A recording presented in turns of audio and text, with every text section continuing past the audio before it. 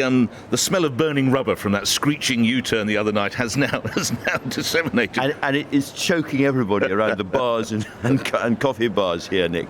And because it's not just that. The real question is this the beginning of the great unravelling of much more?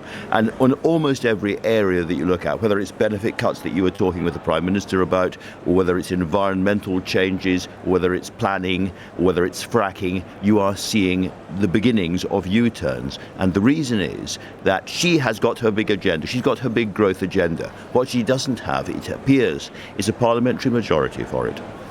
It's beginning to unravel. Do you get a sort of stench around the party, around the conferences you pick up with, presumably people you've known for 20, 30 years? Oh, absolutely. And people are sharing WhatsApp messages from other members of the party and so on.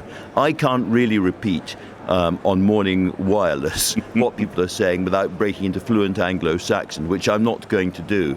But I remember the Omnishambles budget of 2012. That was a word that came into the lexicon, I think, from the thick of it. And people started talking about an Omnishambles. This is a kind of Omnishambles in multiple different directions. It's absolutely extraordinary. I have never seen a conference dissolve quite like this one. It's a fatal tailspin then, is it? I think it feels fatal.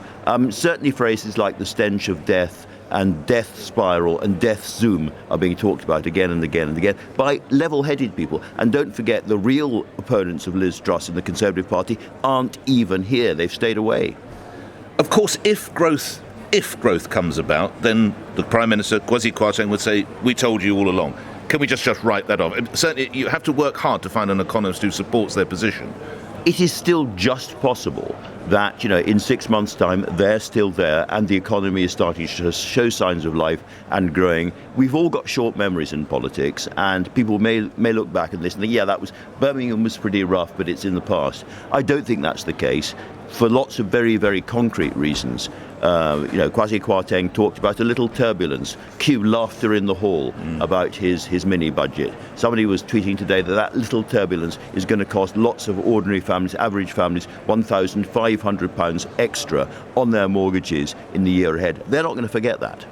Reflect on this. Somebody quite senior told me, we're starting to see the value of Boris, don't laugh, we're starting to see the value of Boris Johnson because he did actually balance the two sides of the party. He was an astonishing frontman, and all the offstage feuding and fighting could sort of be forgotten because you go, here comes big bluff Boris. Indeed. Is there some truth? There is actually some truth in that. I would go a bit further. I would say that a lot of what we're seeing today is the outcome not of Brexit itself, but of the fact that the Conservative Party couldn't work out quite what Brexit was for, what it meant. For most people, it meant, as it were, a kind of reassertion of sovereignty, going a bit back to the old days, things as they were, a little bit nostalgic. I think most Tory MPs took that kind of view, but there was always a small group for whom it was a radical excuse to veer off in a totally different direction. This was, in the Californian phrase, move fast and break things Brexit. It was, turn Britain into a much more Americanized, all the markets roaring ahead, unfamiliar, fast-moving kind of country, so-called Singapore-on-Thames. They were always a small minority, and now they're in charge of the party. Quite recent history, and I have to say I wasn't working in the country at the time I was overseas, but is this akin to John Major, the dying days of the Major administration?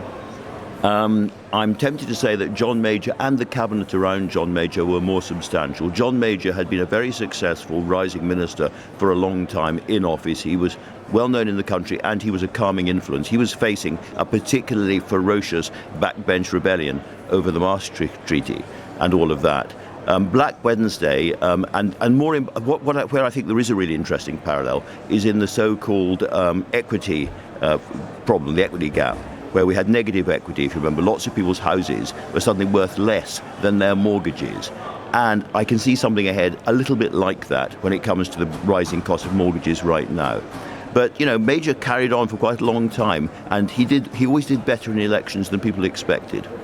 Finally, as they depart Birmingham, what does the Prime Minister, possibly more what's called comms team, her communications team, her advisors, what do they need to learn from how the mini-budget was handled, how the U-turn was handled, how Birmingham has been handled? Andrew? They need to learn something called politics.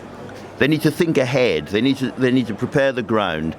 What they need to do now is buy themselves time, because this could be the end of Liz Truss quite quickly if she doesn't really get a grip on this. That you think they'd do her in prior to the election? they're talking about it. I mean, all around this place, people are talking about it. Is there some way of avoiding a full leadership contest, just going in? There was an old phrase they used to hear back in the Macmillan era: the party has been taking soundings. And somebody said to me, taking soundings is coming back. We can go in and say to, I'm terribly sorry, opponents, we've been taking soundings, and you don't have the support of the party. And it appears that Sir Herbert Oatcake is the universal choice of the party, and Sir Herbert Oatcake becomes party leader. It does seem mad, and it is mad, but nonetheless, so great is the unhappiness that is the kind of conversation crackling around. You were talking about the laughter behind you. I think it's hollow laughter. It's hollow laughter at Gallows humour is what's going all around us. What are you examining tonight? What aspects are you looking at tonight, Andrew? Have you worked it out yet? I want to look at the question of the real problem here being possibly the apparent idiocy, really, of imposing a Prime Minister by the party members on the Parliamentary party who don't support her. In other words, her problem is in the Parliamentary party. And as we all return to Westminster next week, it's going to get worse, not better. And it's because she doesn't have enough MPs behind her. And it is slightly bonkers for party members to impose on MPs somebody they didn't really want.